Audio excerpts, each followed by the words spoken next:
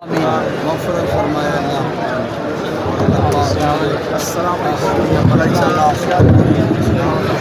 ਅੱਗੇ ਹੋ ਕੇ ਨਾ 1 ਮਿੰਟ ਦਾ ਬੂਜੀ ਦਾ ਬਿਆਨ ਲਗਾ ਦੇ ਭਾਈ ਨਾਸ਼ਤਾ ਬਣਾ ਦੇ ਮਹਿਮਾਨों का साइड कर दे साइड कर दे साइड कर दे